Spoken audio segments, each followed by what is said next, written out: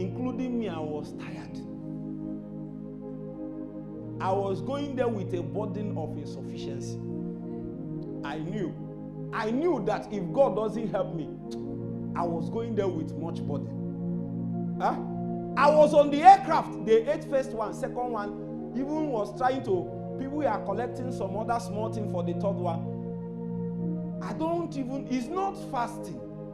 This one has gone beyond fasting. My soul abhor it.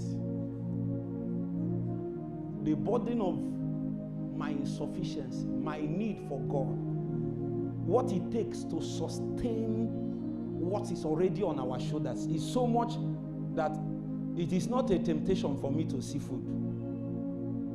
It's not a temptation. It's not a temptation for you to tell me to stay awake in the night. The burden is much.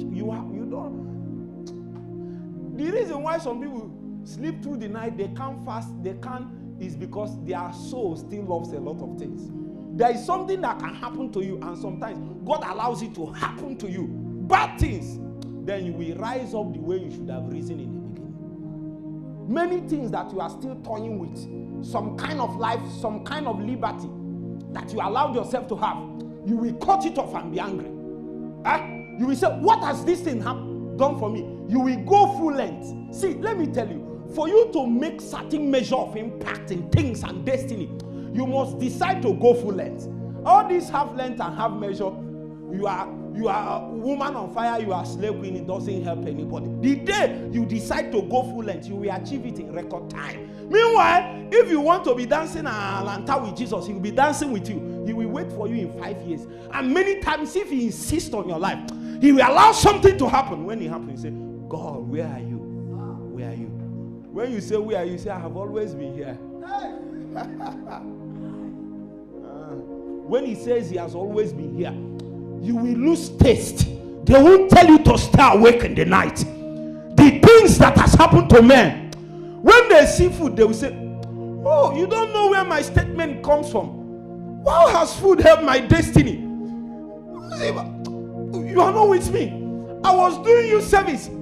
Those days I will come to the family house. I will come from Assemblies of God and Sheke. When I come back from morning, sometimes I only sleep 1 hour, or I won't even sleep at all. I will go and teach my children. I'm 11. I go to Assemblies of God. I'll be praying, fasting, doing studies, all kinds of things. Once it's around 4, 5, I will be praying, soak, and then I will be coming back. When I come, I will come with so much burden. They will say food. I say, what is food? Say food is a disturbance.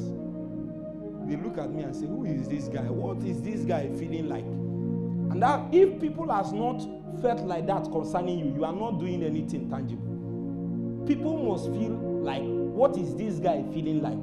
Whom do you think you are? Why are you feeling you are different? Why are you feeling you know or you are better than us? If people don't feel that way, you are not making impact from eternity into time. Something heavy will not be precipitated from your life. Men have to look at you and find out. No, they will decide that they don't want this your kind of own. They will be doing other things so that it will seem as if they too are busy with their own kind of thing. Just because they have seen that your measure of price and sacrifice and devotion to the demand of God upon your life is so much that they cannot even measure up to 10% of it. So they can use the excuse and remove it. Meanwhile, focus. Focus.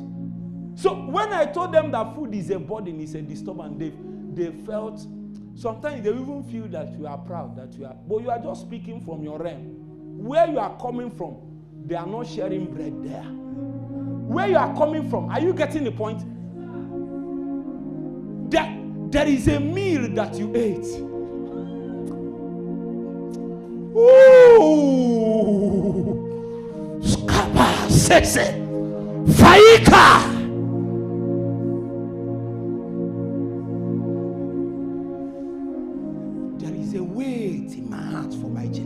It's too heavy. The reason why I pray the way I pray is so I can carry it. People are lightweight. They don't know the depth of the burden that God wants to transmit in a generation. They want to carry it with lightweight investment. Don't worry, you will break along the way. You don't know what it takes. man is communicating the depth of his he just, and many times when it's like that, we will now keep quiet. And if you keep quiet, it's another problem. But when you say food is a burden, where everybody is eating and then you say food is a burden, what are you trying? What's on Jesus? Angaba.